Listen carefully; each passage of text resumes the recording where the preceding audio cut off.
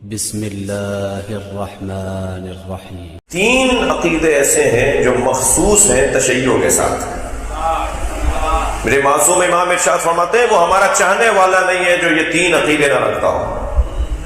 سب سے پہلا عقیدہ شفاعت کا عقیدہ، جو ہم پر اتنا ہی اعتبار نہیں کرتا کہ قیامت میں میرے معصوم امام میری مدد کریں گے، تو پھر وہ ہمارا چاہنے والا کیسے ہے؟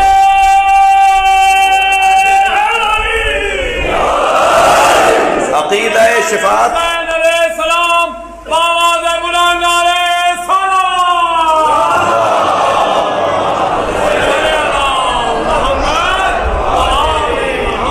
عقیدہ شفاعت یہ مخصوص ہے۔ ممکن ہے کوئی کہے کہ نہیں مولانا اوروں کے یہاں بھی ہے، مگر میں جو کہنا چاہ رہا ہوں وہ بات روشن ہے کہ ہمارے ہاں عقیدہ شفاعت پر اختلاف نہیں ہے۔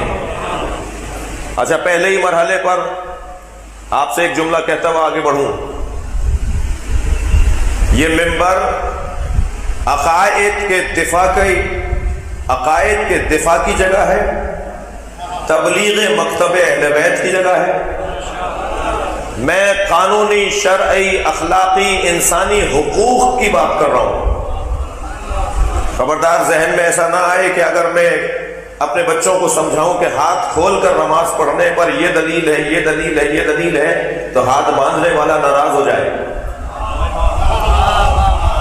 میں ہاتھ باندھنے والے کی مذمت کرنے نہیں بیٹھا، میں ہاتھ کھولنے والے کو سہارا دینے بیٹھا ہوں۔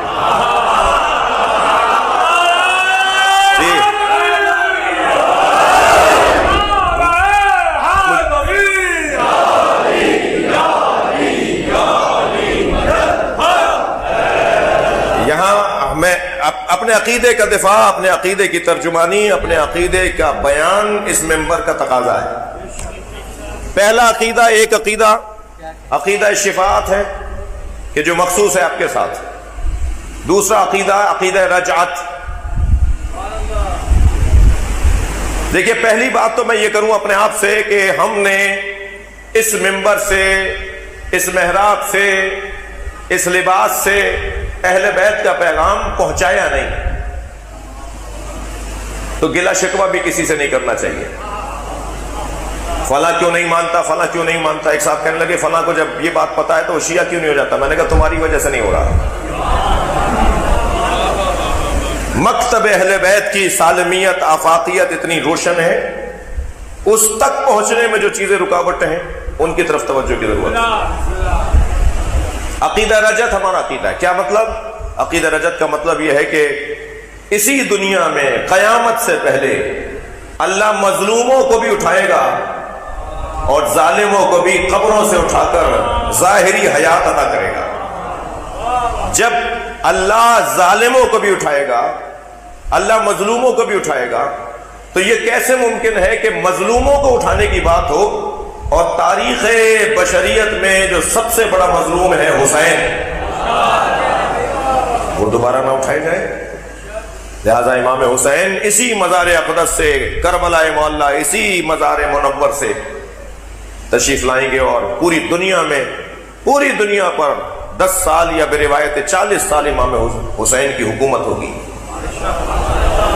اور یہ حکومت امام حسین کی جب ہوگی کہ جب امام مہدی کی حکومت پوری دنیا پہ قائم ہو جائے گی، اور امام آئیں گے اپنے پوتے کے حکومت کے دور میں۔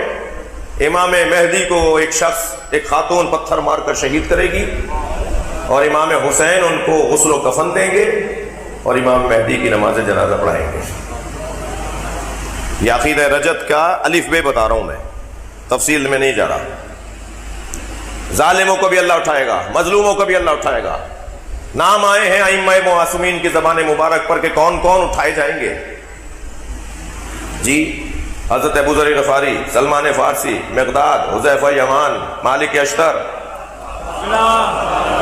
اور مالک اشتر امام کے بڑے لشکر کے سالار ہوں گے۔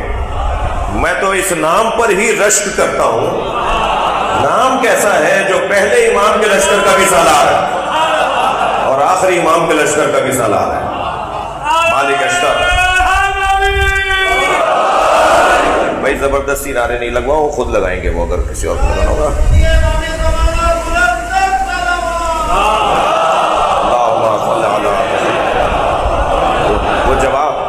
جواب دینا نہیں چاہ رہے ہیں، تم نعرے لگوا رہے ہو.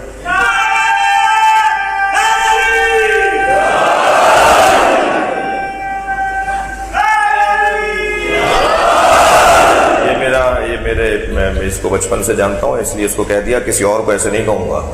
اتنا بد اخلاق نہیں ہوں، ان سے آشنائی ہے تو اس لیے کہہ بھی دیا.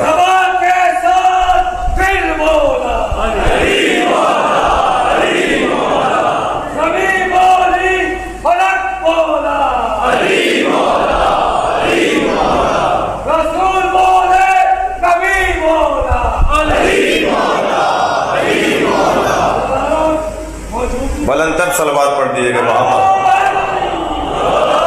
صلوات پڑھ دیجئے نبی کی ذات.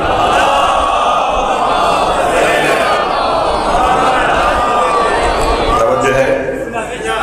حضرت کچھ نبی بھی اٹھیں گے، یوشع بن نون اٹھائے جائیں گے، حضرت موسیٰ کے وصیوں میں سے ہیں. حضرت اسماعیل ابن حزقیل اٹھائے جائیں گے. 2 نبی اسماعیل کے نام سے ہیں، اسماعیل ابن ابراہیم، اسماعیل ابن حزقیل.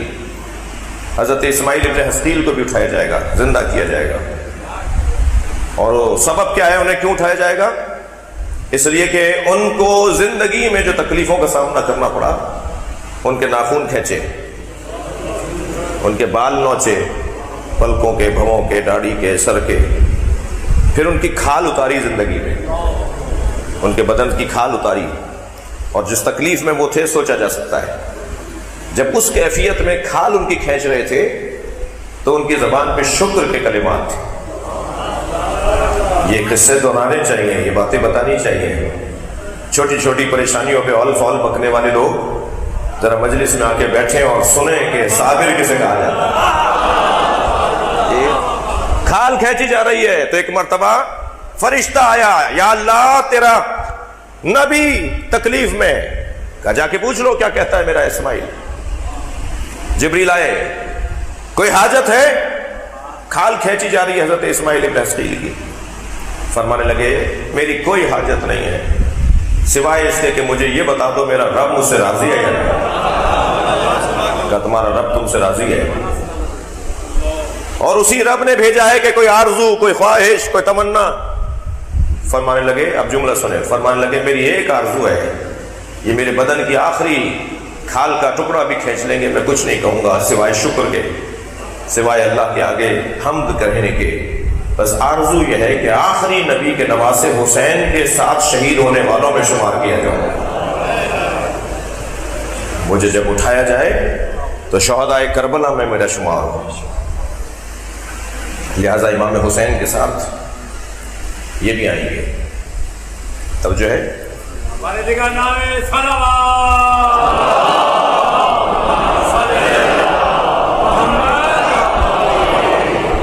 رجت کا عقیدہ مضمون آپ کے ہاتھ میں دے رہا ہوں. رجت کا عقیدہ ہمارا عقیدہ ہے. بدا کا عقیدہ ہمارا عقیدہ ہے. بدا کا عقیدہ کیا ہے میرے بچے اور جوان؟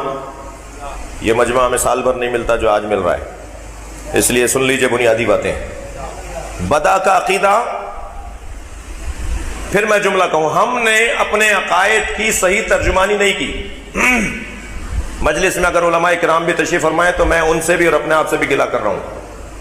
اردو میں آپ کو رجت کی کوئی کتاب ملے تو مجھے بتائیے گا، رجت کے موضوع پہ کوئی اردو میں کتاب ملے تو مجھے بتائیے گا. نہیں مل رہی. جب آپ نے کتاب نہیں لکھی ممبر پہ بیان کیسے ہوگا؟ جب ممبر پہ بیان نہیں ہوگا اس بچے کو، جوان کو رجت کا مطلب کیسے پتہ چلے گا؟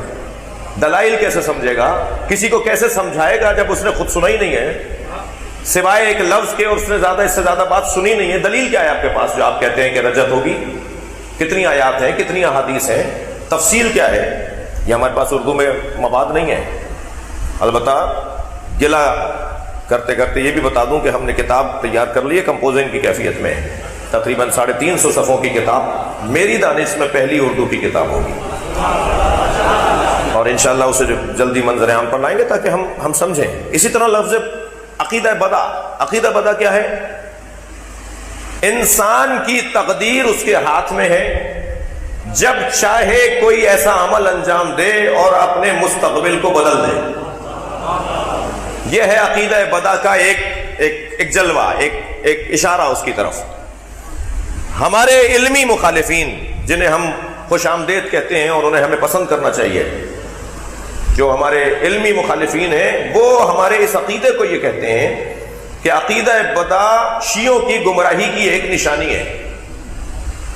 یہ کہتے ہیں شیعہ حضرات کے اللہ نے 70 سال زندگی میں لکھ دیے تھے، یہ 80 سال کا ہو گیا، 10 سال اسے زیادہ مل گئے. 70 سال کی زندگی گزارنی تھی، یہ 60 سال میں مر گیا.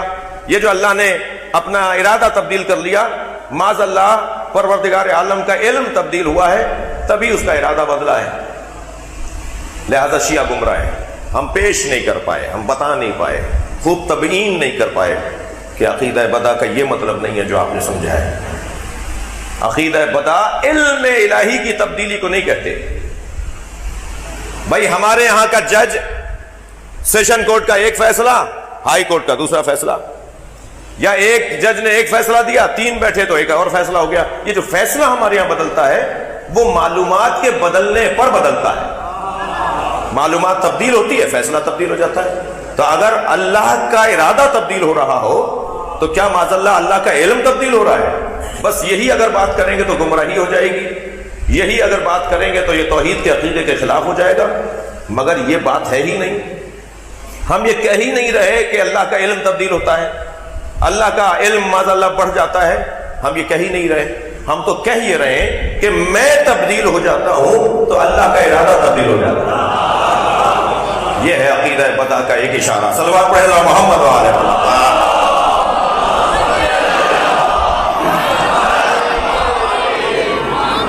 میں نے کچھ ایسا کوئی ایسا فعل انجام دیا، کچھ ایسے کام کیے جس کی وجہ سے اللہ نے میری تقدیر تبدیل کر دی. اللہ نے میری تقدیر تبدیل کر دی.